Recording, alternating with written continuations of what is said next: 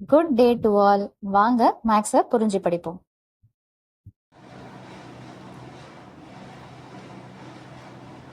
NCERT syllabus 9th standard chapter 8 குவாட்ரிலேட்ரல்ஸில் exercise 8.1ல third sum என்ன கொடுத்துருக்குறாங்கன்னு பார்த்தீங்கன்னா, show that if the diagonals of a quadrilateral bisect each other at right angles then it is a rhombus. அதாவது ஒரு quadrilateral, what is mean by quadrilateral?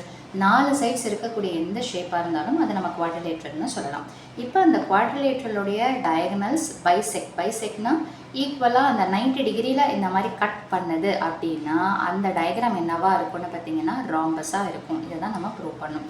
So நம்ம diagram எப்படி வரைகிறோம்னு பார்த்தீங்கன்னா, ஒரு quadrilateral any 4 sided figure is a quadrilateral. So அப்போது நீங்கள் எந்த பக்கம் வேணாலும் நீங்கள் நேமிங்ஸ் கொடுத்துக்கலாம். ஸோ ஏபிசிடி அப்படின்னு சொல்லிட்டு நேம் கொடுத்துருக்குறோம். ஏசின்றதும் பிடின்றதும் டயகனல், இட் பைசெக்ஸ் அட் ஓ, அதாவது பாதியாக எந்த இடத்துல பிரிக்கும்னு பார்த்தீங்கன்னா ஓன்ற பாயிண்டில் பிரிக்கும் அப்படின்னு சொல்லிட்டு நம்ம ஒரு டயக்ராமாக வரைஞ்சி வச்சுருக்கோம். இப்போ நம்ம வரைஞ்சோம் இல்லைங்களா, அதை அப்படியே எக்ஸ்பிளைன் பண்ணுறது தான் இந்த கன்ஸ்ட்ரக்ஷன் ஆர் கிவன். ஓகேங்களா? ஸோ ஃபஸ்ட்டு சொல்யூஷனில் கிவன் என்னென்னு பார்த்தீங்கன்னா, ஏபிசிடின்றது ஒரு குவாட்ரிலேட்ரல் நம்மளாம் அசியூம் பண்ணிக்கிறோம். அடுத்தது பார்த்தீங்கன்னா ஏசியும் பிடியும் diagonals bisecting each other at right angles அப்படின்னு சொல்லிட்டு சொல்கிறாங்க. பைசெக்டிங் அட் ரைட் ஆங்கிள்ஸ் அப்படின்னு சொல்லிட்டு சொல்கிறாங்க. ஸோ இப்போது பைசெக்ட்னா என்ன அர்த்தம்? ஈக்குவலாக பிரிக்குது அப்படின்றது அர்த்தம். அப்படி பார்த்தா நமக்கு என்ன அர்த்தம்? OA is equal to OB அல்லது OA is equal to OB. அதே மாதிரியே பார்த்தீங்கன்னா டயகனல்ஸ்ன்னு சொல்லும்போது நீங்கள் இதை மட்டும்தான் எடுத்துக்கணும். OA is equal to OC. அடுத்தது பார்த்தீங்கன்னா BDன்ற டயகனல் பார்க்கும்போது OB is equal to OD. So இதுதான் இந்த இடத்துல நம்ம எடுத்து எழுதியிருக்கிறோம். அது மட்டும் இல்லாமல் 90 டிகிரியில் பைசெக்ட் பண்ணுதுன்னு போது ஆங்கிள் AOB அதே மாதிரி லைனாக வாங்க பியில் தான் ஓவில் தான் என்ன இருக்குதுன்னு பார்த்தீங்கன்னா 90 டிகிரி இருக்குது. அப்போ AOB is equal to BOC is equal to COD is equal to DOA அல்லது AOD. இது எல்லாமே என்னவாக தான் இருக்கும்னு பார்த்தீங்கன்னா 90 டிகிரியாக இருக்கும். ஸோ இதுதான் இந்த ஸ்டெப்பு. ஸோ இதில் என்ன சொல்லியிருக்கிறோன்னா, இது ஒரு குவாட்ரிலேட்ரல், இது 90 டிகிரியில் பைசெக்ட் பண்ணுதுன்னா இந்த டயகனலில் இருக்கக்கூடிய இந்த ரெண்டு லென்த்தும் ஈக்குவல்னு சொல்லிட்டு எல்லாமே 90 டிகிரி ஃபார்மேட்டில் இருக்குதுன்றத நம்ம சொல்லிடணும். ஓகேங்களா? இப்போ நம்ம என்ன ப்ரூவ் பண்ணணும் அப்படின்னு பார்த்தீங்கன்னா, ஏபிசிடின்றது ராம்பஸ் அப்படின்றத நம்ம ப்ரூவ் பண்ணணும். இப்போ ப்ரூஃபில் நம்ம என்ன ப்ரூவ் பண்ணால் போதும் அப்படின்னு பார்த்தீங்கன்னா, இந்த 4 சைடட் குவாட்ரிலேட்டரில் நான் பேரலலோகிராம் அப்படின்னு சொல்லிடணும். ஏன்னா நம்ம ராம்பஸ் பார்த்தீங்கன்னா எப்படி இருக்கும்னு பார்த்தீங்கன்னா ஆப்போசிட் சைட்ஸு பேரலாக இருக்கும். அதே மாதிரி ராம்பஸ்க்கு இன்னொரு கண்டிஷன் என்ன இருக்கணும்னு பார்த்தீங்கன்னா எல்லா சைட்ஸும் ஈக்குவலாக இருக்கணும்.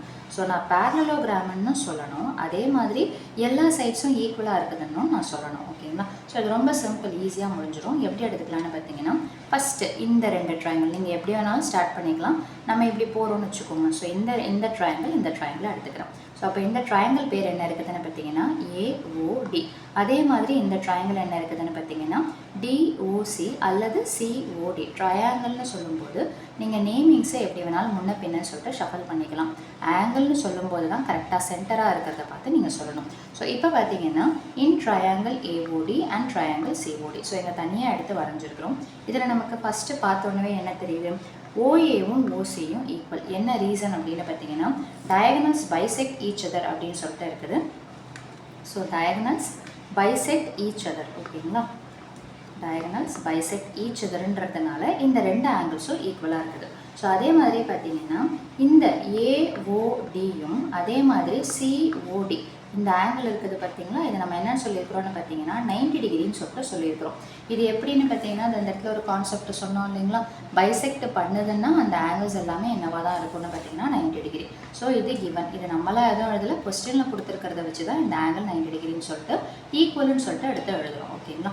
ஸோ அடுத்தது பார்த்தீங்கன்னா இந்த இடத்துலையும் ஓடின்ற லைன் இருக்குது, இந்த இடத்துலையும் ஓடின்ற லைன் இருக்குது. ஸோ அப்போ OD is equal to OD which is என்னன்னு பார்த்தீங்கன்னா காமனான சைடு இருக்குதுன்னு சொல்லிட்டு சொல்கிறோம். ஸோ அப்படி பார்த்தீங்கன்னா நம்ம எந்தெந்த ட்ரையாங்கிள் எடுத்துக்கிறோன்னு பார்த்தீங்கன்னா, triangle AOD is congruent to triangle COD.